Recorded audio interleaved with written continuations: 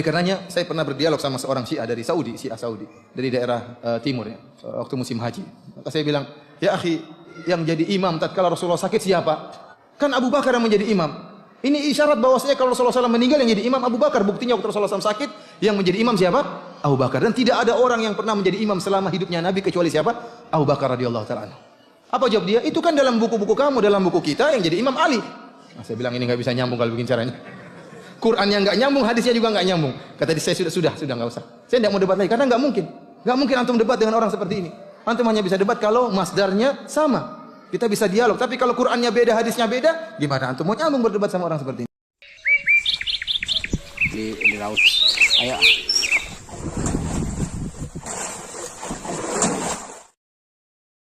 Hasilnya disarankan kepada teman-teman ikhlas kepada Allah Subhanahu wa taala.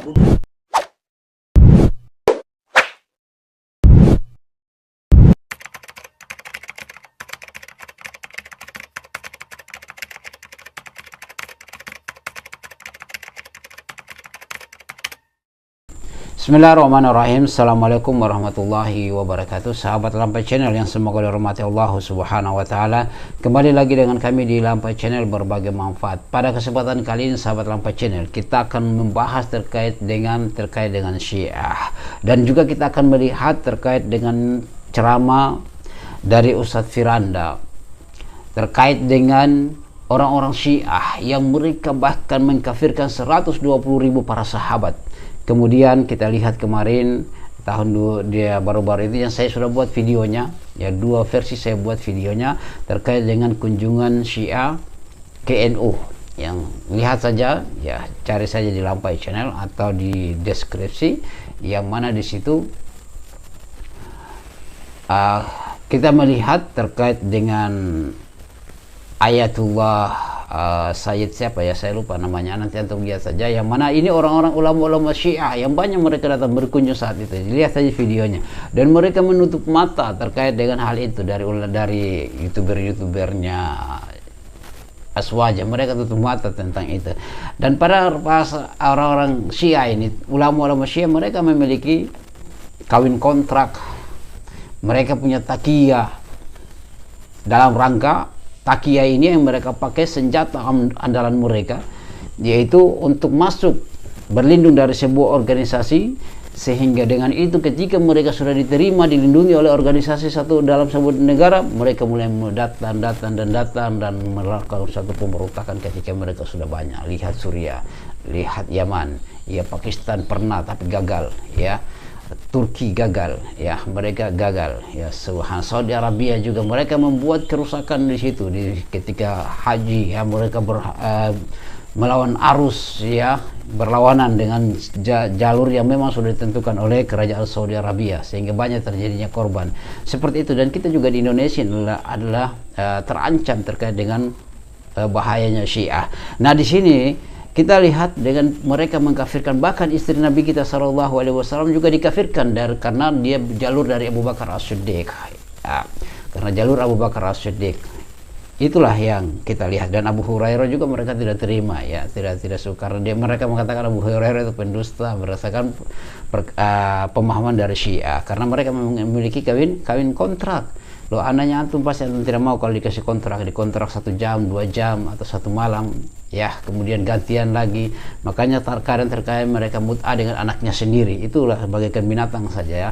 Nah, bersamaan dengan itu mereka mengkafirkan para sahabat, hampir 120.000 para sahabat. Dan padahal agama kita ini itu dibangun di atas kemuliaan para sahabat. Bagaimana kita akan sampai terkait dengan agama ini, dengan apa yang dilakukan oleh Rasulullah SAW, kalau bukan melalui perantaraan para sahabat yang mereka meriwayatkan hadis-hadis, perbuatan Rasulullah, amalan Rasulullah SAW, dan sampai kepada kita secara terang, ya, terkait dengan apa yang Rasulullah SAW lakukan. Namun terkait dengan Syiah itu mereka mengkafirkan para sahabat, tapi diterima oleh saudara-saudara kita dari kalangan NU, dan mereka lupa, pura-pura menutup mata terkait dengan kejadian, dan sudah keseringan datang.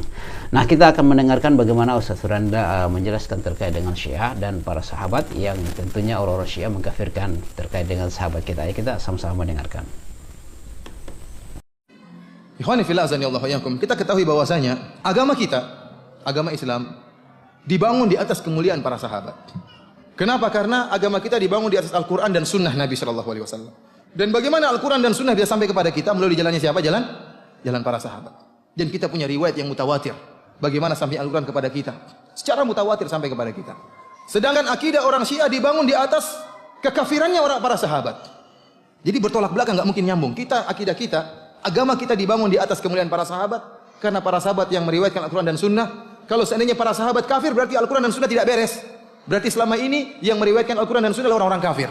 Sehingga kita mengatakan para sahabat mulia karena agama kita dibangun di atas keutamaan para sahabat. Orang Syiah sebaliknya, agama mereka dibangun di atas kekafiran para sahabat. Kenapa? Karena agama mereka dibangun di atas pengimaman Ali bin Abi Thalib lebih daripada Abu Bakar dan Umar. Mereka mengatakan dalam hadis Ghadir Khum, tatkala Rasulullah sallallahu alaihi wasallam pulang dari haji wada, sampailah Nabi sallallahu alaihi wasallam ke suatu mata air yang namanya Khum, daerah Khum antara Mekah dan Madinah. Kemudian tatkala itu yang berhaji bersama Nabi berapa orang? Sekitar 120.000 orang sahabat. Kemudian Rasulullah mengumpulkan para sahabat, kemudian Rasulullah SAW memberi wasiat. Kata mereka orang Syiah, Rasulullah memberi wasiat bahwasanya ketahuilah setelah saya meninggal dunia yang menjadi imam adalah Ali bin Abi Thalib.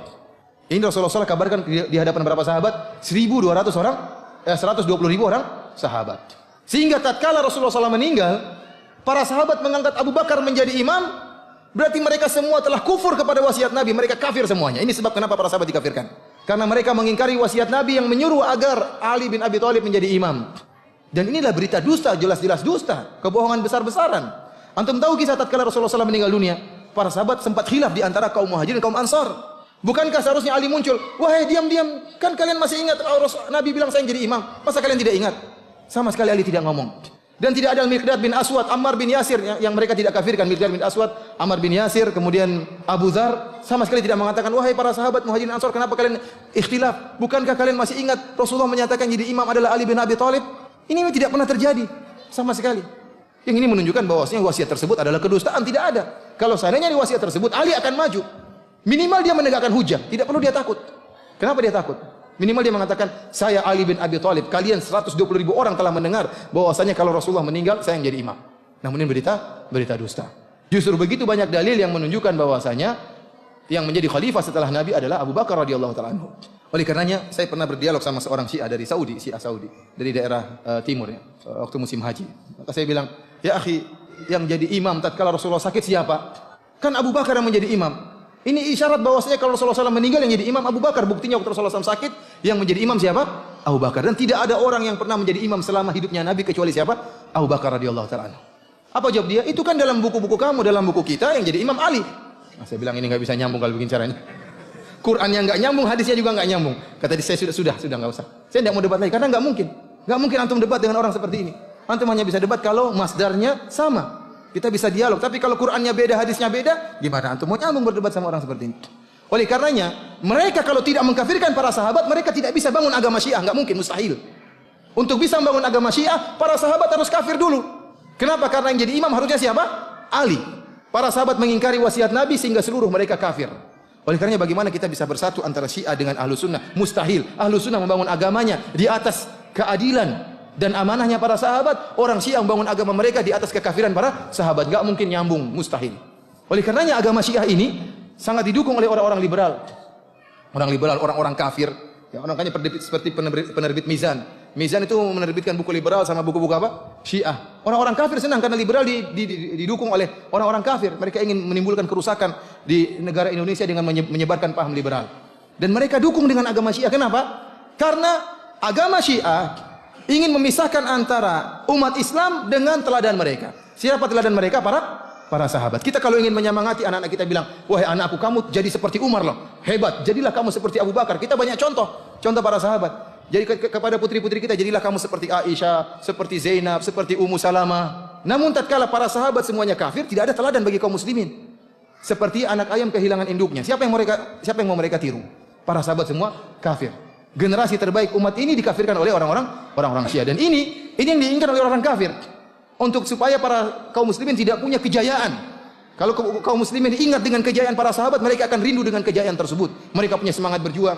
Mereka punya semangat untuk kembali lagi kepada kejayaan. Kenapa? Pernah berjaya para sahabat radhiyallahu taala anhum. Tapi tatkala para sahabat kafir rusak semua, ya sudah.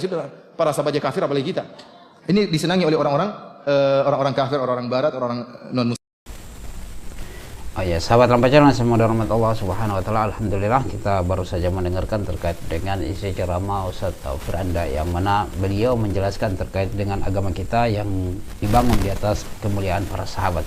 Berbeda halnya dengan Syiah yang mereka membangun agama mereka di atas kekafiran para sahabat, sehingga Al-Qur'an dan Sunnah itu bagi mereka, khususnya hadis-hadis Rasulullah SAW itu adalah tidak benar, ya, karena mereka mengkafirkan para sahabat kecuali Ali bin Abi Thalib. Nah, di situ sahabat Lampa Channel semua rahmat Allah Subhanahu wa taala, kalau kita melihat terkait dengan sepak terjang dari Syiah di sini, yang mana mereka adalah tentunya mengkafirkan para sahabat. Jika sekiranya para sahabat yang hijrah bersama Rasulullah SAW kurang lebih 120.000 orang, yang mana di situ mereka menemani Rasulullah SAW di dalam keadaan senang maupun dalam keadaan susah, di dalam perperangan, yang mana orang-orang Syiah ini mengkafirkan mereka semua, ya, kecuali Ali bin Abi Thalib. Dan kalau sekiranya para sahabat itu adalah kafir, maka Al-Quran ini tidak akan benar, ya, Al-Quran ini tidak akan benar. Tetapi Syiah berpendapat bahwasanya mereka itulah kafir kecuali Ali bin Abi Thalib, bahkan istri Rasulullah SAW dari jalur anaknya Abu Bakar As-Siddiq mereka kafirkan.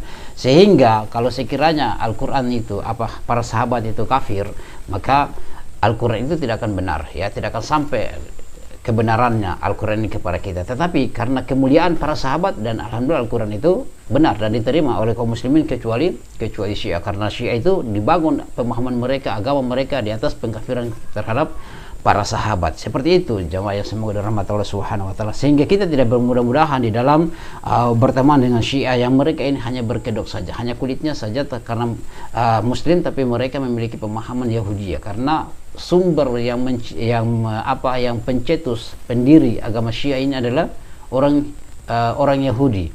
Maka itu adalah dasar, wajar kalau mereka membenci para sahabat, wajar kalau mereka mengkafirkan istri Rasulullah SAW karena dari jalur Abu Bakar As-Siddiq, wajar kalau mereka mengkafirkan siapa Umar ibn Khattab, Utsman bin Affan, Abu Musa al-Asy'ari, kemudian apalagi Abu Hurairah radhiyallahu taala anhu. Ya, mereka mengkafirkan semua. Seperti itu sahabat Lampa Channel semua ada rahmat Allah, sehingga janganlah kita tutup mata dengan datangnya mereka. Itu mereka bukan ulama, ya, ulama Syiah itu bukan ulama. Mereka memiliki taqiyah, dan mereka itu adalah memiliki satu pemahaman yang namanya dengan kawin kontrak, kawin mut'ah, yang nanti bahkan mereka kita dapat lihat, ya, persaksian dari orang-orang yang bertobat, yang mereka dimut'ah kadang cuma 1 jam, 1 malam, bahkan 1 malam itu berkali-kali mereka dimut'ah dengan berbagai beberapa laki-laki yang lainnya, ya, seperti itulah, bagaikan hewan saja jamaah semua dari rahmat Allah Subhanahu wa taala. Maka jangan bangga dengan Syiah yang datang di kelompokmu, ya, karena itu musibah yang terbesar, dan kita semuanya nanti akan dibunuh kalau mereka sudah berkuasa di situ. Antum yang sering panggil itu akan dibunuh. Lihat di Yaman sana, ya, awalnya mereka santai-santai berteman, sekarang lihat, ya, itu jangankan antum para sahabat saja dikafirkan, apalagi cuma kita, ya. Demikian sahabat Lampa Channel, bagaimana pendapat antum? Kita diskusi saja di kolom komentar. Subhanakallahumma bihamdika asyhadu an la ilaha illa anta astaghfiruka wa atubu ilaik. Assalamualaikum warahmatullahi wabarakatuh.